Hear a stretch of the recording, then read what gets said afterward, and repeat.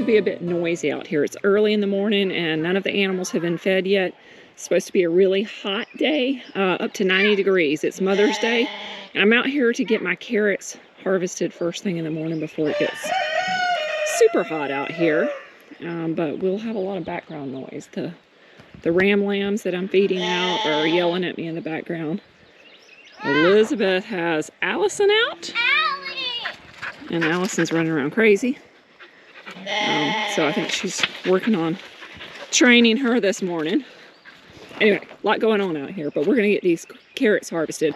These carrots were planted in late January. They grew really slow to start with because temperatures were cool, but they've taken off over the last month and put on a lot of growth on the top. In my experience, the more growth you have on top, the larger carrots you have at the bottom. So we'll see if that holds up. I've pulled a few out of here over the last week, and they do appear to be ready with some substantial size carrots. Of course, you know, if you don't thin your carrots a lot, you're gonna have a lot of small ones as well, and I'm sure we will have some smaller carrots, but hopefully we get some nice carrots for eating as well. All right, these on this end were planted a little bit thinner, I believe, than this end, so we may have some bigger carrots down here. We're gonna just start harvesting.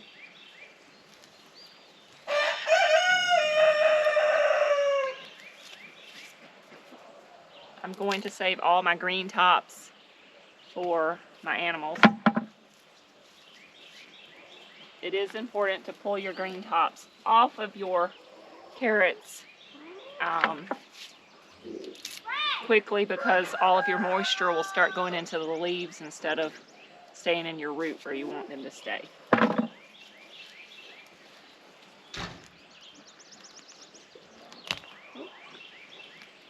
And try not to break off your tops so you can pull out a little bit better. These little bitty carrots like this one I might keep just to eat as a baby carrot, but little stuff like that just goes to the animals. But yeah, really nice sized carrots.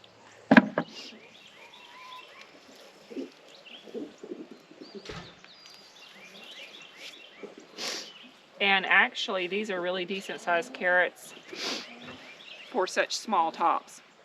A lot of times with really small tops like this, you won't see this size carrot underneath it, so that's good.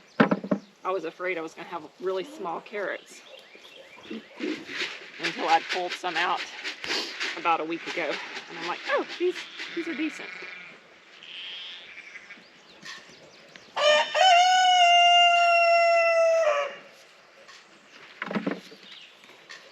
Always fun harvesting root vegetables because you never know what you've got down there until you start harvesting them.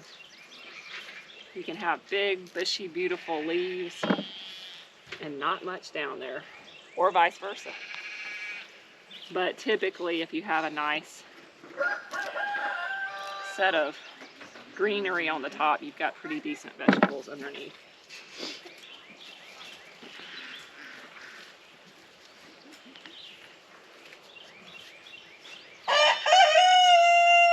These are starting to get a little roots on them, so they probably needed to actually have been harvested a couple of weeks ago. But it's not that bad. They're going to be fine once they're washed and peeled.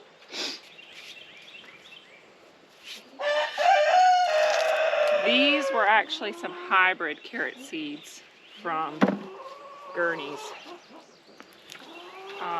There's one called, I believe, a Corbel. That's not a hybrid from Baker Creek seeds that I also really like. And I have ordered some more of those seeds for the fall. Carrots do super well in raised beds because your soil is pretty soft and your roots don't encounter having to grow through really hard, compacted soil. So they'll get much larger and straighter rather than having to kind of take weird directions with growing the root when it hits a rock or something really hard in the soil.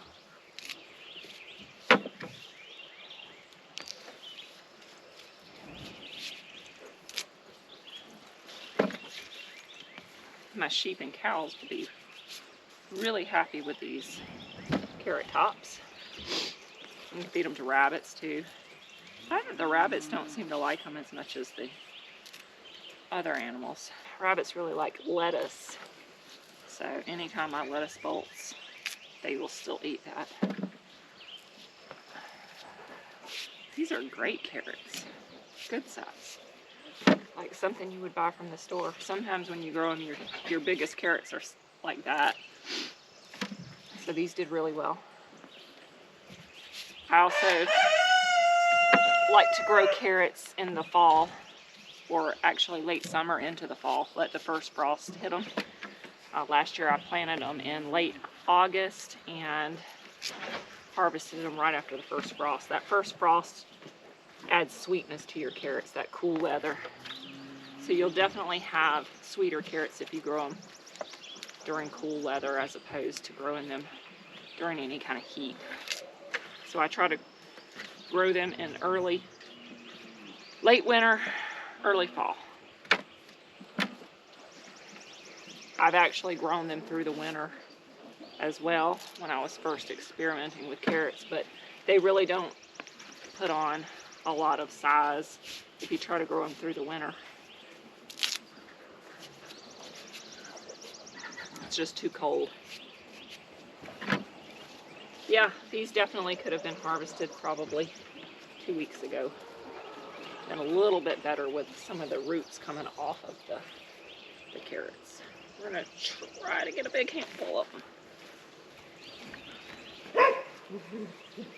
So where you haven't thinned them, like this was a big group all together, you'll definitely have smaller carrots than if you thin them out. Hi, Allie. Get back, get back. You want a carrot? You want a carrot? Here, want a carrot? No, you're not a vegetarian. I don't eat carrots. Get back, get back. Okay, I love you too. Yeah, well, I love you too, but you gotta get out of my way. Back up, back, back, back.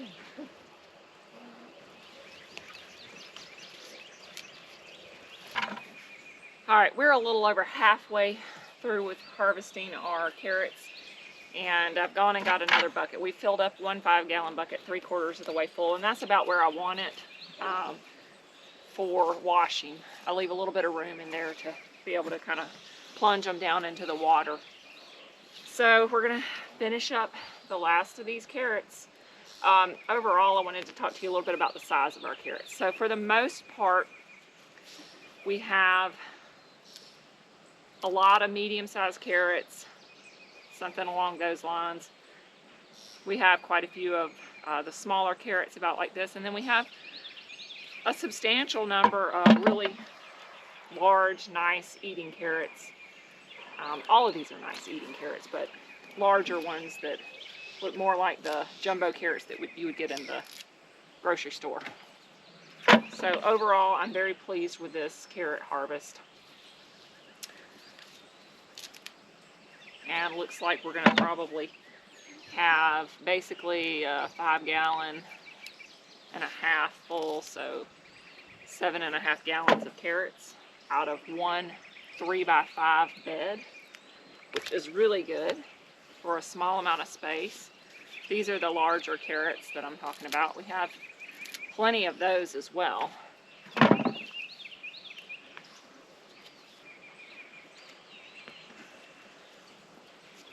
There's another really nice big carrot.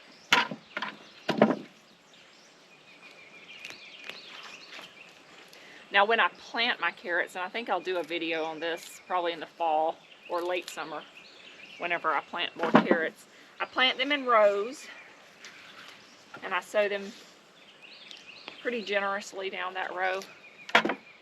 Carrots, they're sometimes hard to get to germinate. They're very touchy. They have to stay very moist during the germination time, or they just won't sprout. So you do have to stay on top of that. And then sometimes they just have a little bit spotty germination, so do sow them thickly, and then you can always thin.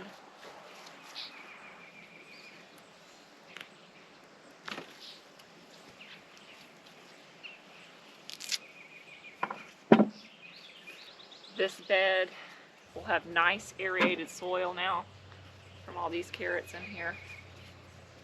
I will probably plant beans in here next because I ran out of room in my in-bed garden for green beans, and I need to get some planted, so they'll probably be going in here. We're going to be harvesting all of the potatoes in the next couple of weeks, and that will free up a lot of beds for beans as well. I'm going to plant some pinto beans as well this year. One of the things that I learned last year is that beans are very easily overrun with pests. So I will have to stay on top of spraying those a little bit better, especially with some neem oil and detergent early on, instead of trying to play catch up at the end when they're already infested with mites and lice, a type of lice that likes to affect beans. So I didn't have much of a black bean or pinto bean harvest last year because of that. Now my green beans did just fine. They didn't really have that problem, and they were planted a little bit earlier in the year as well. So the later into the season you get, the more trouble you have with pests in this area. Peas are kind of the same way, and I didn't have a great pea harvest last year either for the same reason. But as you garden, you'll learn. Something that I didn't realize was an issue.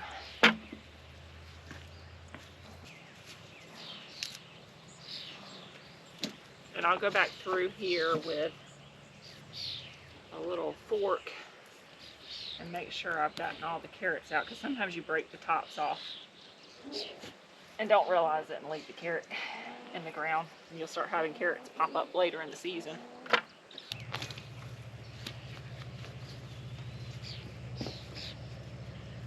That's the first carrot that I broke the root on, so I've done pretty good so far. Sometimes it happens. Today is Mother's Day, and we're going to be having a meal with my mom. My husband always cooks prime rib for Mother's Day. That's kind of become our tradition. So I'm going to pull out all of the little tiny baby carrots out of this harvest today and harvest a few potatoes out of my potato beds, and we're going to have those along with the prime rib today.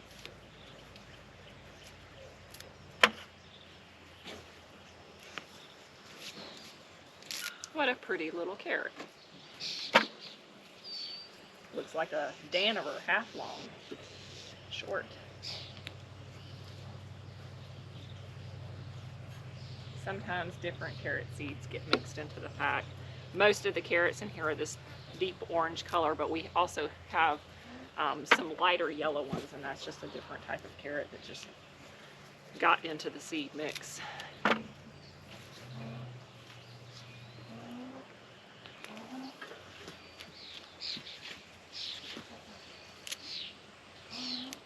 So these are the little ones that I'll be pulling out today for our meal.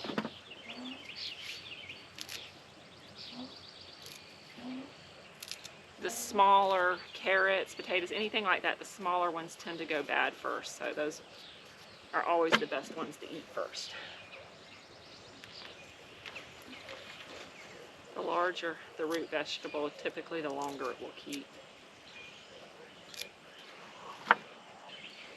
Carrots do need to be washed and refrigerated. They'll start going limp pretty quickly if they're not refrigerated, but they will keep a long time in the refrigerator. Last fall, when I grew buckets and buckets of carrots, my husband froze them whole, all of them.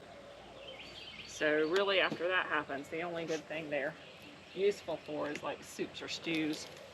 So he learned his lesson. He's like, I learned something new about gardening every day. He didn't grow up with a garden, so he didn't realize you couldn't do that. So don't freeze your carrots. You can blanch them and cut them up and freeze some carrots, but don't freeze your whole carrots. They just turn to mush when you unthaw them.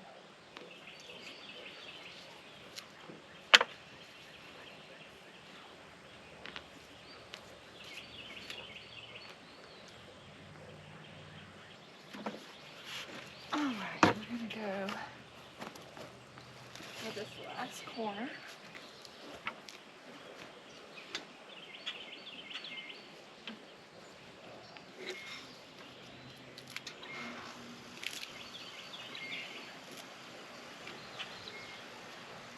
The AC's kicking on already in the house. It didn't take it long to warm up this morning. It was 64 degrees when I got up. And it's easily probably about 73 degrees out here now. Some hot days ahead for us. Hot, humid days.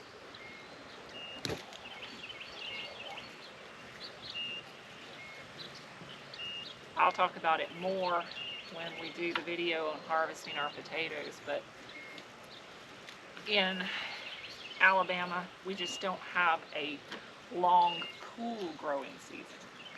We have a long, hot growing season. So growing potatoes, we do have to use the short season varieties that get ready in about 80 to 100 days. So what I've planted this year were Kennebecks and Yukon Golds. And those, like I said, are typically ready in 80 to 100 days. I've gone through my potato beds. I've got some potatoes bigger than my fists, so they're really ready to go ahead and harvest. Once you hit temperatures in excess of 86 degrees, you stop making tubers on the potatoes. So we will be getting those harvested soon, even though they look like they've got great big green tops and should still be making significant size on the tubers. We're about to get to the point where they're just going to stop. We still are having temperatures in the 60s at night, so during the night they're still making some size on the tubers, but the 60-degree nights are about to come to an end. It's getting down into 70s only at night, and up into the high 90s with a lot of humidity.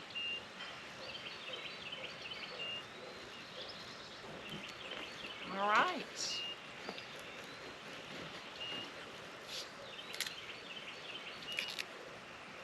So this bucket is actually about half full. And I'll go through this with a little spade and make sure I haven't left any carrots behind. But this dirt looks great. Now this dirt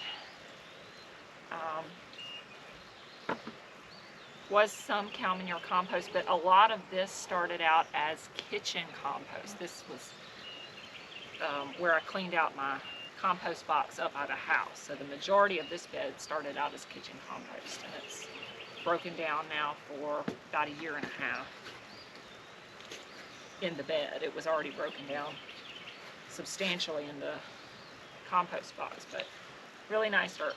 I've topped it with rabbit manure several times since putting it in here, and just gorgeous fertile dirt. That's how we were able to grow so many carrots in such a small space. So we've got about 6.5 gallons total of carrots out of a 3x5 bed. So that's a good harvest. All right, here's the final haul of all the carrots that we harvested this morning. They've been washed, and now I've got them out on a towel drying.